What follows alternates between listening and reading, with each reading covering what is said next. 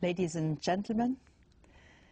As the European Commissioner responsible for fundamental rights, I'm fully committed to combating homophobia and discrimination against people on the basis of their sexual orientation. And I'm very pleased to be able to speak to you at the opening of this Human Rights Conference. Held against the background of the Baltic Gay Pride, your conference presents an ideal opportunity to work together to raise awareness of and combat homophobia, the inequality and the discrimination still faced by LGBT people in all walks of life. The principle of equal treatment is a fundamental value for the European Union. This principle is guaranteed by the Charter of Fundamental Rights. Its Article 21 prohibits any discrimination based on sexual orientation. Yet, as confirmed by the data collected by the Fundamental Rights Agency, by member states' institutions and by civil society, homosexual people in Europe are still victims of exclusion, hate speech, hate crime, discrimination. This is completely unacceptable. The Charter must be the compass for all European Union policies. Whenever member states implement EU law, they must respect the non-discrimination principle enshrined in Article 21 of the Charter. I will remain vigilant that this is the case, and I will not hesitate to propose to launch infringement procedures if necessary. Back in 2000, the European Commission adopted legislation to ban discrimination on the basis of sexual orientation in employment.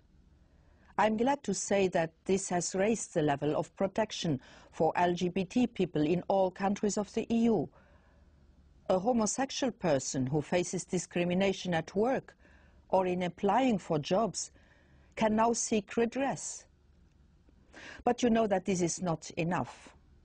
The European Commission has proposed, therefore, a new law which would extend protection from discrimination on the basis of sexual orientation beyond the workplace to areas such as access to goods and services.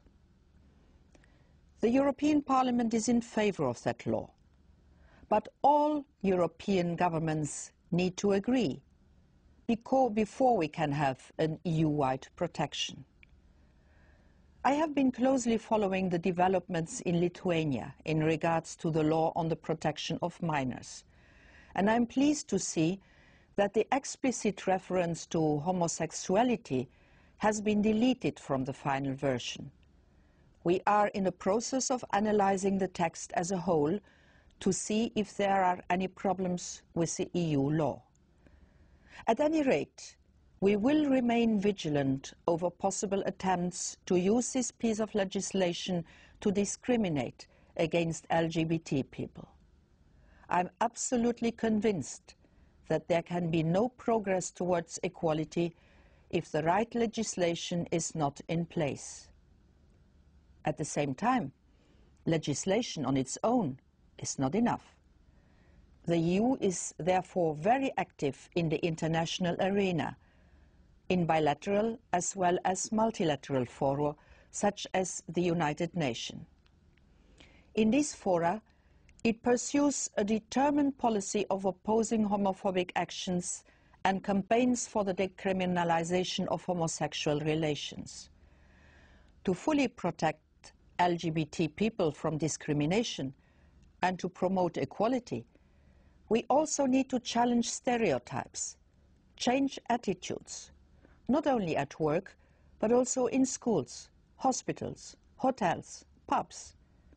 This is why today's conference is so important.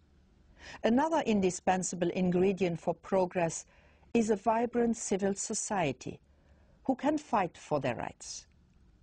I would like to pay tribute to the impressive work that fundamental rights activists and defenders of equal rights have been doing for the LGBT community in Europe for many years.